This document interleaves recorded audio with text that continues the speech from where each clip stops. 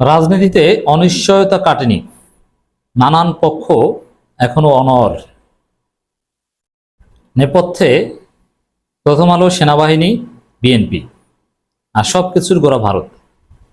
দর্শক, প্রথম আলোর একটা রিপোর্ট বিশ্লেষণ করছি, একটা সংবাদ বিশ্লেষণ প্রথম আলোর। অনিশ্চয়তা কাটেনি, সব পক্ষই অনড়। এর মানে বিএনপি, জামাত, এনসিপি, সেনাবাহিনী, ডক্টর ইউনূস সরকার, নানান পক্ষ এখন জড়িয়ে পড়েছে। আর সেনাবাহিনীকে বিএনপি ডেকে আনছে রাজনীতিতে। তারা বলছে, তারা বলতেই পারে তার একটা পক্ষ। বিএনপি নেতারা, বিএনপির বুদ্ধিজীবীরা, ইউটিউবাররা দেখবেন যে বারবার বলে সেনাবাহিনী একটা পক্ষ। সেনাবাহিনী, বিএনপি, সরকার, এদের মধ্যে সমঝোতা হওয়া দরকার ডেমোক্রেটিক ট্রানজিশনের জন্য। মানে সেনাবাহিনীকে একটা পলিটিক্যাল পার্টির মতো ট্রিট করছে এখন বিএনপি। এখন প্রথম আলোর যে এই নিউজ বিশ্লেষণ, অনিশ্চয়তা কাটেনি, সব পক্ষই অনড়, এই অনিশ্চয়তার নেপথ্যে হচ্ছে প্রথম আলো। প্রথম আলো অনিশ্চয়তা তৈরি করে রাখছে। প্রথম আলো শয়তানি করছে, ডেইলি স্টার শয়তানি করছে, বিবিসি বাংলা শয়তানি করছে, স্রেফ শয়তানি। এরা দিল্লির এজেন্ডা, সাউথ ব্লকের প্রেসক্রিপশন অনুযায়ী কাজ করছে। এবং প্রথম আলো পন্থী উপদেষ্টারাও ঝামেলা বাজাচ্ছে। প্রথম আলো পন্থী উপদেষ্টাদের একটা গ্রুপ আছে সরকারে। প্রধান উপদেষ্টার বাসভবন যমুনাকে কেন্দ্র করে ঘেরাও অবস্থান কর্মসূচি, নির্বাচনের সময়সীমা নিয়ে সেনাপ্রধানের বক্তব্য, বিএনপি ও এনসিপির পাল্টাপাল্টি অবস্থান, অধ্যাপক ইউনূসের পদত্যাগ ভাবনা, সব মিলিয়ে কয়েকদিন ধরে দেশ এক ধরনের অনিশ্চয়তার ভেতর দিয়ে যাচ্ছে। অনিশ্চয়তা কাটাতে প্রকাশ্য অপ্রকাশ্যে নানান তৎপরতা চলছে। তবে অনিশ্চয়তা প্রাথমিকভাবে যতটুকু কেটেছে, ক্রেডিট গোস টু আমির জামাত, বাংলাদেশ জামাত ইসলামীর আমির ডাক্তার শফিকুর রহমান। তার তৎপরতায় ইউনূসের পদত্যাগ ঠেকেছে। এটা অনিশ্চয়তা বড় অংশ কেটেছে, এটা তারপর এখনো আছে অনিশ্চয়তা। তবে সরকার, রাজনৈতিক দল, সশস্ত্র বাহিনীর মধ্যে যে মতভিন্নতা তৈরি হয়েছে সেটা কমেনি। কার্যত সব পক্ষ যার যার অবস্থানে অনড়। এমন অবস্থায় যে কোনো অনভিপ্রেত ঘটনা পরিস্থিতিকে আরো জটিল ও কঠিন করে তুলতে পারে। আর প্রথম আলোর কাজ হচ্ছে সেটা উস্কানি দেওয়া। কোনো সমাধান কিন্তু এরা দিবে না।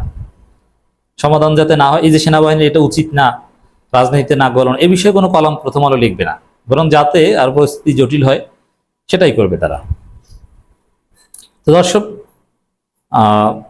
সবাই মিলে ইউনূস সরকার যেভাবে রাজনীতি সেনাবাহিনীর নাক গলানোর বিরুদ্ধে বলছে, সবাই মিলে এরকম বললে সেনাবাহিনী নিঃসন্দেহে, সেনাবাহিনী অলরেডি ইউনূস সরকার কঠোরতায় পিছু উঠেছে। সেনা সদর প্রেস ব্রিফিং করে নমনীয়তা দেখিয়েছে, কিন্তু এই প্রথম আলোরা উস্কানি দিবে। নির্বাচন রোডম্যাপ ঘোষণা করা নিয়ে সরকারের সঙ্গে দেশের বৃহত্তর রাজনৈতিক দল বিএনপি দূরত্ব দিন দিন বাড়ছে। পাশাপাশি সেনাবাহিনীর সঙ্গে অন্তর্বর্তী সরকারের দূরত্বের কথাও জনপরিসরে আলোচনা হচ্ছে। এছাড়া বিএনপি, জাতীয় নাগরিক পার্টি, এনসিপি, জামাত ইসলামী সহ অন্যান্য দলগুলোর মধ্যে সম্পর্কে নানান জটিলতা তৈরি হয়েছে।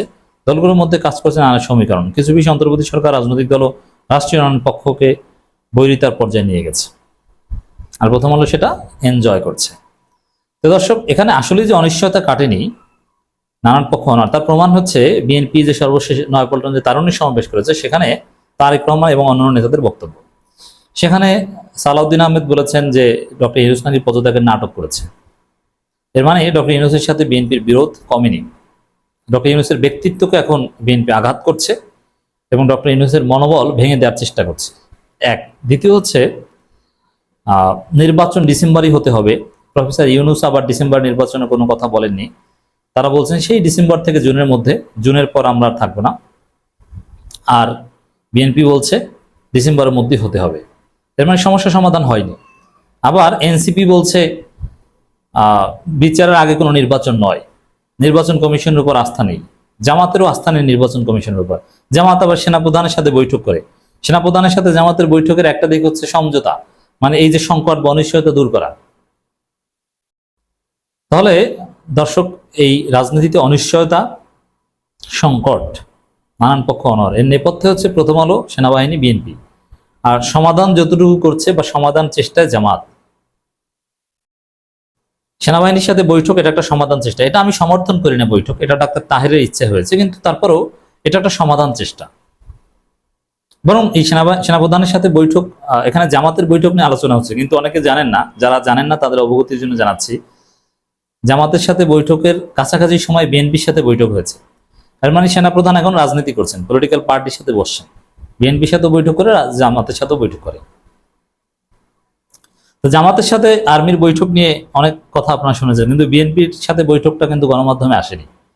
এগুলোও গণমাধ্যমের একটা শয়তানি, যে জামাতেরটা যে জামাত সেনাবাহিনীকে ডেকে আনছে, অথচ বিএনপি যে ডেকে আনছে, বিএনপি যে সেনাপ্রধানের রাজনৈতিক কথাবার্তা বলার অধিকারকে স্বীকার করছে, তারা এটাকে অ্যাপ্রিসিয়েট করছে, এটা বলতেই পারে। এটা নিয়ে কিন্তু তোলপাড় তৈরি করা হয় না। গত 5 আগস্ট গণঅভ্যুত্থানে এবং এখন এনসিপি কে বাদ দিয়ে ওয়াকার জামাত বিএনপিকে একটা কনভিন্স করার চেষ্টা করছে। গত 5 আগস্ট গণঅভ্যুত্থানে শেখ হাসিনা সরকারের পতনের পর অন্তর্বর্তী সরকারের প্রধান কে হবেন এ নিয়ে প্রারম্ভিক আলোচনা ভিন্ন মতের কথা শোনা যায়। শুরু থেকে বিভিন্ন পক্ষের থেকে দূরত্ব বা ভুল বোঝাবুঝির একটা কারণ বলে অনেকে মনে করেন। অতীতের কিছু ঘটনা সন্দেহ ও বিশ্বাস তৈরিতে ভূমিকা রাখবে বলে ধারণা করা হয়। এছাড়া আওয়ামী লীগের বিতর্কিত মন্ত্রী, সংসদ সদস্য ও নেতারা কিভাবে দেশ ছেড়ে পারলেন তা নিয়ে নানান প্রশ্ন দোষারোপ ছিল এবং আছে। পুলিশ বাহিনীর ভঙ্গুর অবস্থার কারণে মাঠে আইনশৃঙ্খলা রক্ষায় সশস্ত্র বাহিনীকে দায়িত্ব দেওয়া হয়, কিন্তু জাতীয় গুরুত্বপূর্ণ ইস্যুতে সিদ্ধান্ত গ্রহণের ক্ষেত্রে তাদের যুক্ত রাখা হচ্ছে কিনা সেটা নানান ভেতর আলোচনা ছিল।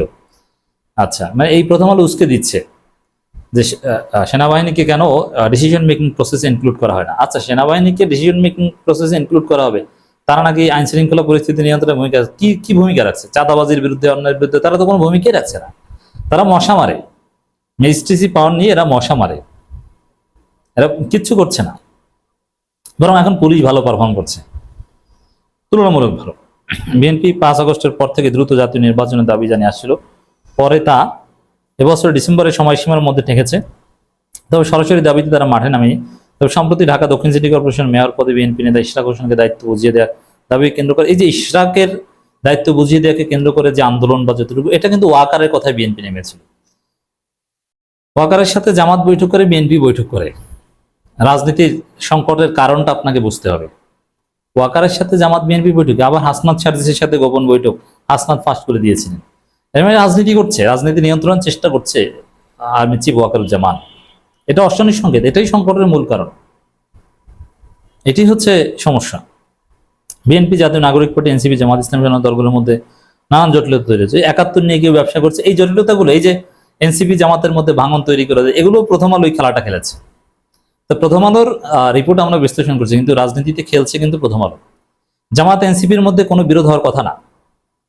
জামাতের টাকায়, জামাতের সহায়তায় এনসিপি গঠিত হয়েছে, আর এনসিপি সাংগঠনিক সম্প্রসারণের জন্য জামাতের কাছে মুখাপেক্ষী। সে এনসিপির ছেলেদের বিপদগামী করে দিল প্রথম আলো বুদ্ধি দিয়ে, যে তোমরা 71 নিয়ে খোঁচা দাও, এটা বলো সেটা বলো, তাহলে তোমরা আরো ভালো করবা। ভুলভাল বুঝিয়ে তাদেরকে জামাতের প্রতিপক্ষ বানিয়ে দেওয়া হলো। এবং বিএনপির সাথে এনসিপির যে বিরোধ, এটা অনিবার্য। এটাকে আমি কারো ইন্ধন দেখি না, এটা অনিবার্য। আব্দুল হামিদের দেশ ত্যাগের ঘটনার পরেই, মানে দেখেন, আসলে আব্দুল হামিদের দেশ ত্যাগ না, মূল হচ্ছে আওয়ামী লীগ নিষিদ্ধ হয়েছে আর রাজনীতিতে অস্থিরতা শুরু। তাহলে এই অস্থিরতার পেছনে আওয়ামী দোসররা দায়ী। ডিসেম্বর নির্বাচন চাওয়া নিয়েই তো এখন যত অনর অবস্থান, তাই না? তো ডিসেম্বর নির্বাচনের মধ্যে কি মধু, আওয়ামী লীগের বিচার হবে না ডিসেম্বরের মধ্যে নির্বাচন হলে, এই মধু। সংকটের কারণ আশা করি বোঝাতে পেরেছি।